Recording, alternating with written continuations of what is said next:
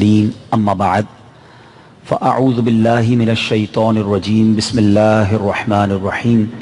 پڑھیے الصلاۃ والسلام علیک یا رسول اللہ وعلی آلک واصحابک یا حبیب اللہ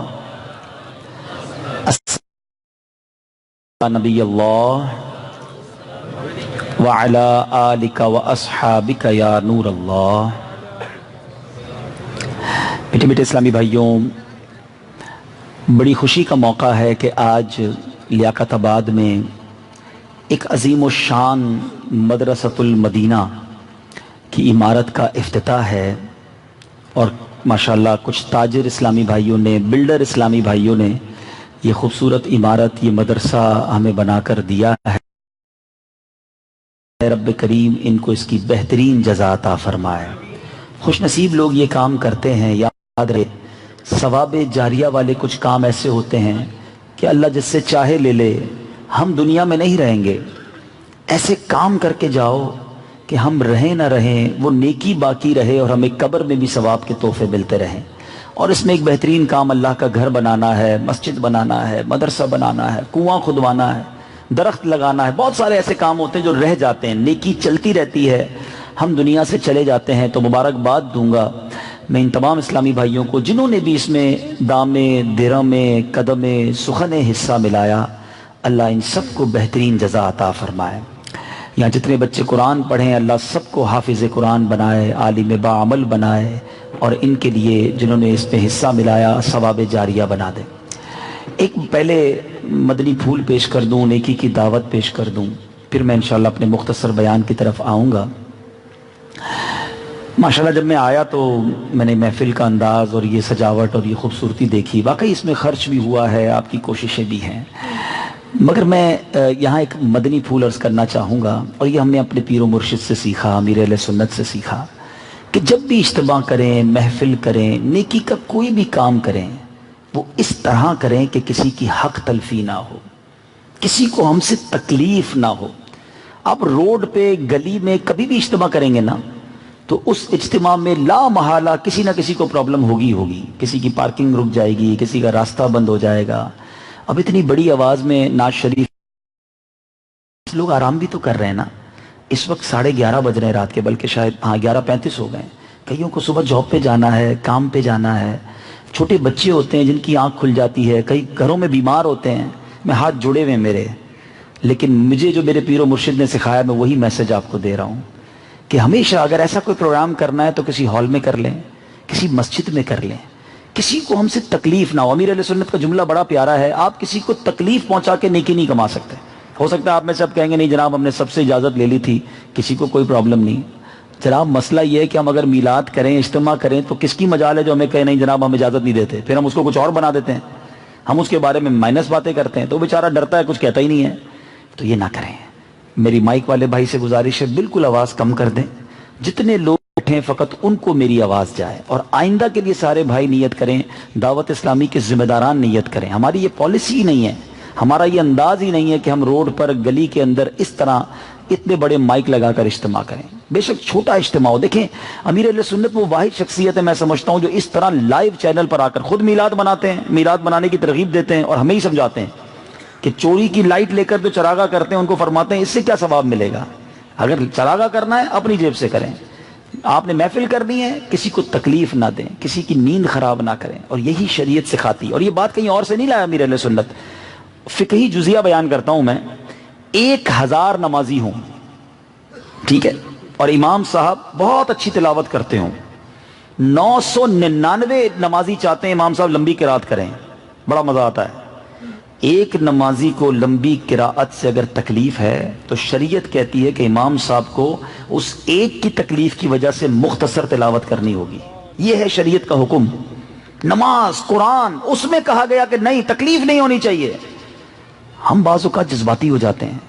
اب یہاں ان لوگوں کے لیے درس ہے کہ میں میلاد کرنے والوں کو سمجھا رہا ہوں، تو شادی کرنے والے، ڈول تماشے کرنے والے، آج کل شادیوں کا سیزن ہے، جو حال کیا ہوا ہے لوگوں نے محلوں میں. کسی کی بارات آ جائے رات کو 2 بجے 3 بجے، آج بھی بڑی مشکل سے نیند آتی ہے تو بندہ گھبرا کے اٹھ جائے کہ کسی ملک نے حملہ کر دیا. لگتا ہے اتنا پٹاخے، اتنے جناب آتش بازی، سوچتے نہیں ہو آپ یار خدا را وہ لوگ سوچیں جو آپ خوشی ملی ہے نا، اللہ نے آپ کے گھر میں خوشی دی ہے، آپ کے گھر میں بارات آئی ہے، آپ بارات کی خوشی میں لوگوں کی نیند خراب کر رہے ہیں، انٹری ہی میں اللہ کو ناراض، گھر میں دلہن پہنچی اور سارا محلہ ٹینشن میں، سارے محلے کو تکلیف دے دی، بتاؤ کیا خوشی ملے گی آپ کو یار؟ آپ اپنی خوشی میں لوگوں کو تکلیف دے رہے ہیں۔ نہ کریں ایسا، اللہ کرے حقوق العباد کا معاملہ سمجھ آ جائے کہ ساری محفل سارا اجتماع کرنا بہت اچھا کام ہے مگر مستحب ہے، نہ کریں کوئی گناہ نہیں ہے، مگر اجتماع کر کے محفل کر کے کسی کو تکلیف اگر پہنچا دی نا، ہم اللہ کو کیا جواب دیں گے؟ میں آپ کو ایک حدیث سناتا ہوں، اللہ کے حبیب علیہ الصلوۃ والسلام فرماتے ہیں من آذا مسلمن فقط آذانی، جس نے کسی مسلمان کو تکلیف دی اس نے مجھے تکلیف دی۔ آقا فرماتے ہیں ومن آذانی فقط آذ اللہ، اور جس نے مجھے تکلیف دی اس نے اللہ کو تکلیف دی۔ ایک مسلمان کو تکلیف دینا کدھر تک جاتی ہے بات؟ ذہن بنا لو، کسی بھی نیکی کے کام میں، جلوس میلاد ہو، محفل ہو، اجتماع ہو، سبیل ہو، لائٹنگ ہو، تکلیف نہیں دینی ہے۔ انشاءاللہ آپ دیکھیں مزے کو مزہ آ جائے گا، ایسی روحانیت نورانیت ملے گی۔ پھر میں ہاتھ جوڑتا ہوں، میری بات بری لگی ہو محسوس ضرور کیجئے گا، میں یہ نہیں کہوں گا محسوس مت کیجئے گا، محسوس کرانے کے لیے تو بول رہا ہوں کہ آئندہ احتیاط کرنا، ٹھیک ہے؟ لیکن میں آپ کو اسی نبی کی بات بتا رہا ہوں، اسی کی شریعت کی بات بتا رہا ہوں جس کا میں نے اور آپ نے کلمہ پڑھا ہے۔ میں اسی لیے بیان بھی مختصر کروں گا کہ مجھے سچی بات ہے مزہ نہیں آ رہا، میں بیٹھا ضرور ہوں مگر مجھے کیونکہ ہمارا یہ انداز نہیں ہے، لیکن ہو گیا ہے کیونکہ مدرسے کا افتتاح ہے تو میں چند منٹ میں اپنی بات پوری کر لیتا ہوں۔ سبحان اللہ، قرآن کی خدمت ہونے والی ہے، قرآن کی خدمت کے لیے یہ سینٹر بن گیا ہے اور جس کا آپ نے حصہ ملایا ہے۔ میں حدیث سناتا ہوں، یہ کتنی بڑی خدمت ہے۔ اللہ کے حبیب علیہ الصلوۃ والسلام فرماتے ہیں خیرکم من تعلم القرآن وعلمہ، تم میں بہترین وہ ہے جو قرآن سیکھے اور دوسروں کو سکھائے۔ بہترین، the best amongst you۔ اب یہاں ماشاءاللہ بلڈر بیٹھے ہیں، انجینئر بیٹھے ہوں گے، ڈاکٹر بیٹھے ہوں گے، ماسٹرز کیے ہوئے لوگ بیٹھے ہوں گے، اکاؤنٹنٹ بیٹھے ہوں گے، دنیا کی طرح طرح کی فیلڈ میں کام کرنے والے لوگ بیٹھے ہیں۔ ہم سمجھتے ہیں ہم اپنی فیلڈ میں بیسٹ ہیں، میں اور آپ فیصلہ کریں گے بیسٹ کون ہے، یا نبی پاک بتائیں گے بیسٹ کون ہے؟ آقا بتائیں گے نا، کیونکہ وہ سب سے بیسٹ ہیں۔ سارے اونچوں سے اونچا سمجھیے جسے، ہے اس اونچے سے اونچا ہمارا نبی۔ آقا فرماتے ہیں خیرکم، بہترین وہ ہے تمہارے اندر من تعلم القرآن وعلمہ، جو قرآن سیکھے دوسروں کو سکھائے۔ تو ماشاءاللہ یہ بہترین لوگوں کے کام کا مدرسہ کھل گیا ہے، مگر مدرسہ تو بن گیا، ہم نے قرآن پڑھا۔ لوگ مسجد بنا لیتے ہیں مگر نمازی نہیں بنتے۔ مسجد بنانا بڑی نیکی کا کام ہے مگر مسجد دیوار کا نام نہیں، نمازی بھی تو آئے نا اس میں۔ شاعر مشرق لکھتے ہیں نا مسجد تو بنا لی شب بھر میں ایمان کی حرارت والوں نے۔ یہ بڑا تاریخی واقعہ ہے، مسجد شب بھر آج بھی لاہور میں موجود ہے۔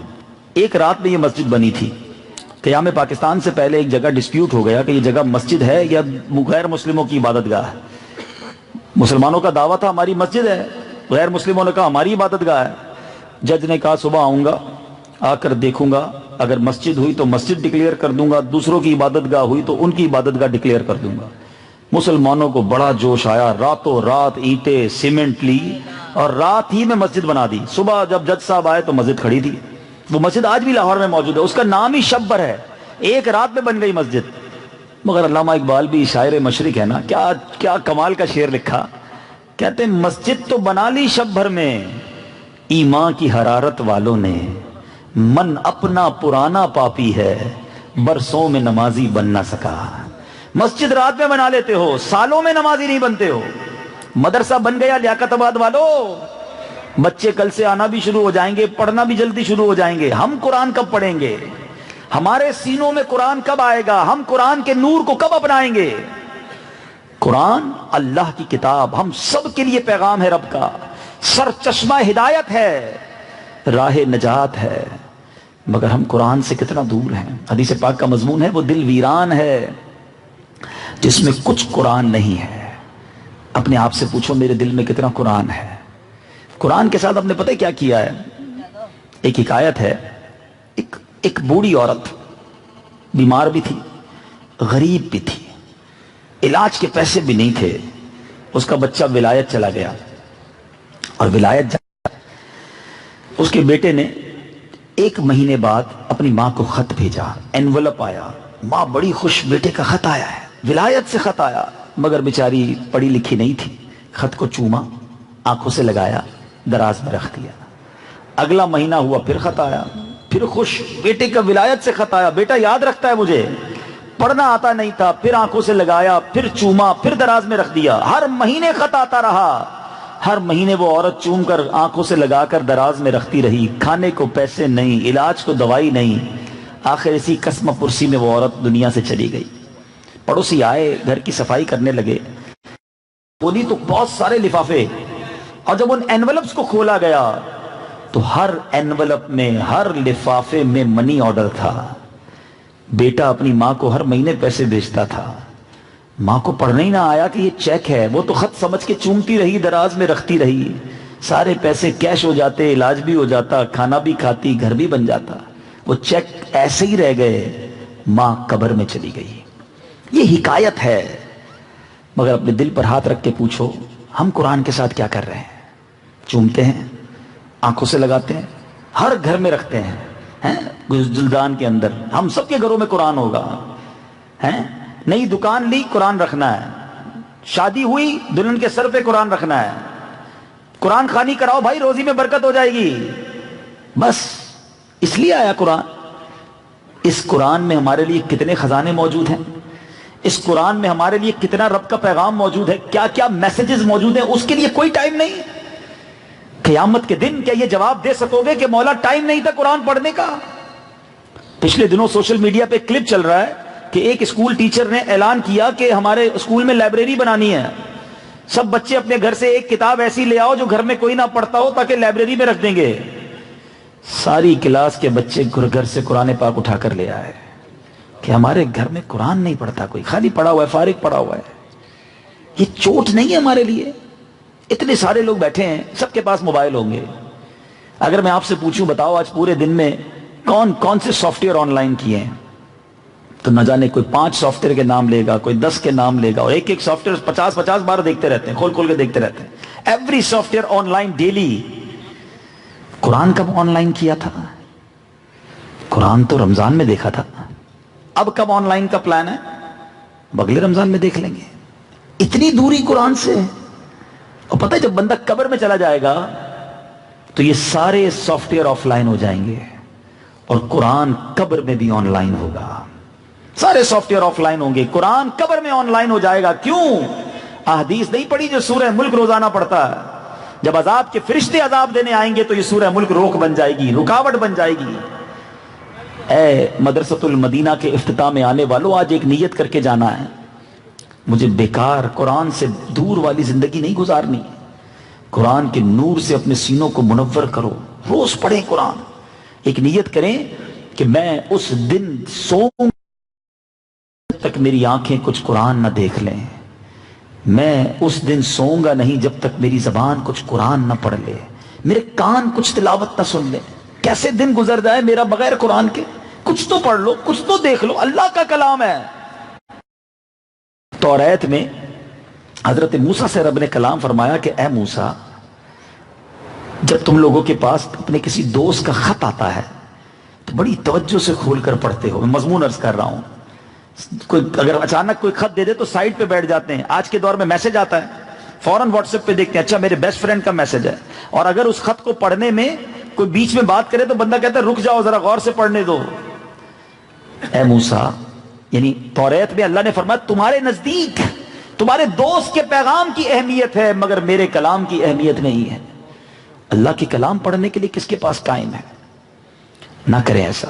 دعوت اسلامی تبلیغ قرآن و سنت کی غیر سیاسی تحریک ہے۔ قرآن پھیلانے کا جو نظام اس دنیا میں دعوت اسلامی نے کیا ہے، کمال کیا ہے۔ کتنا نظام؟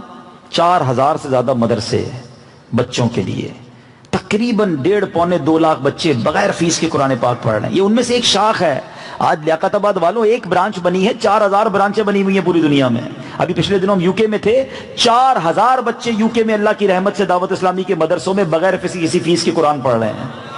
وہاں سانس لینا بھی، اگر میں مبالغہ کروں تو سانس بھی پیسوں سے ملتی ہے، اتنا مہنگا ہے۔ جو یورپ گئے انہیں پتا ہے کہ ایک ایک چیز کی پیسے ادھر، مگر وہاں 4000 بچوں کو آپ کی دعوت اسلامی بغیر فیس کے قرآن پاک پڑھا رہی ہے۔ صرف بچوں کے لیے مدرسے نہیں بنائے، بڑوں کے لیے. بچے بڑے تو آتے ہی نہیں نا کہ یار بچوں کے ساتھ ہم پڑھیں گے تو شرم آئے گی.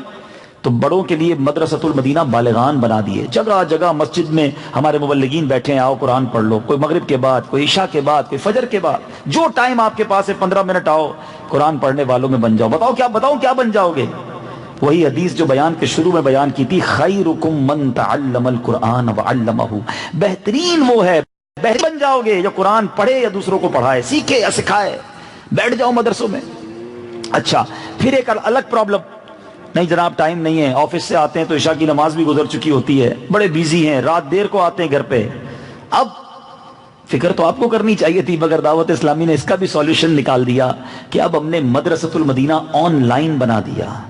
آپ کی مرضی کا ٹائم، رات 12 بجے فارغ ہیں، رات 1 بجے فارغ ہیں، رات 2 بجے فارغ ہیں، آن لائن ہو جائیں، آدھا گھنٹہ 1 to 1 آن لائن قاری صاحب آپ کو قرآن پڑھا دیں گے. یہ سروس بھی دعوت، اور دنیا میں کہیں نہیں یہ سروس. اس وقت میری معلومات کے مطابق 80 سے زیادہ ملکوں میں 12,000 سے زیادہ اسٹوڈنٹ جو ہیں آن لائن قرآن پاک اور علم دین حاصل کر رہے ہیں. یہ ہے آپ کی دعوت اسلامی. یہ چاہتی ہے دعوت اسلامی کہ ہم سب قرآن پڑھنے والے بن جائیں. یہ تو یار آج نیت کر کے جاؤ کہ میں بغیر قرآن پڑھے دنیا سے نہیں جاؤں گا. یہ کیسی زندگی کہ میں مسلمان بھی ہوں اور مجھے قرآن پڑھنا نہیں آتا.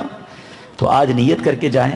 بچوں کا مدرسہ تو بن گیا. یہاں قریب کہاں مدرسۃ المدینہ بالغان ہے؟ اگر کوئی نگران صاحب ہوں. جی نور الحرم مسجد قریب ہے. کس وقت ہوتا ہے؟ کب؟ عشاء کے بعد. نور الحرم مسجد قریب ہے. عشاء کے بعد ہر روز ہمارے ذمہ دار موجود ہوتے ہیں. آپ 15 منٹ دے دیں، 20 منٹ روز دے دیں، اتنا بھی نہیں دے سکتے. اور یقین کریں جب آپ پڑھنے لگ جائیں گے آپ کے مخارج ٹھیک ہو جائیں گے. پھر قرآن کی دیکھیں کیسی برکتیں ملتی ہیں. 11 بجے رکھتے ہیں رات کو. ارے واہ، چلو بھائی، ایک عشاء کے بعد بھی مدرسہ لگاتے ہیں، ایک رات 11 بجے بھی لگاتے ہیں. یعنی کمال ہے دعوت اسلامی والے کے. بس کسی طرح قرآن آپ کے پاس جو ٹائم میں آ جائیں پڑھ لیں تو پڑھیں گے انشاءاللہ، شامل ہو جائیں گے انشاءاللہ. تو آج نیت کر لیں سب قرآن سیکھیں گے اور انشاءاللہ پڑھیں گے انشاءاللہ. اور اب سمجھنا کیسے؟ بڑا پیارا طریقہ، بہت ہی خوبصورت تفسیر قرآن صراط الجنان، آسان اردو میں دعوت اسلامی نے ہمیں دے دی ہے. 10 جلدیں ہیں. خرید سکتے ہیں تو خرید لیں، نہیں خرید سکتے کوئی بات نہیں، آن لائن اسے ڈاؤن لوڈ کر لیں. اس کی بھی کوئی فیس نہیں ہے، فری میں آپ کے موبائل میں آ جائے گی. ایپلیکیشن بنا دی ہم نے صراط الجنان کی پوری. اپنی مرضی سے روز کی 2-3 آیتیں پڑھنا شروع کر دیں، اس کا ترجمہ پڑھیں، اس کی تفسیر پڑھیں. اچھا اب ہمیں لوگوں نے کہا ہمیں پڑھنا نہیں آتا ہے، ہمیں اردو ہی نہیں آتی، ہم کیسے پڑھیں؟ بیرون ملک سے میسج آئے.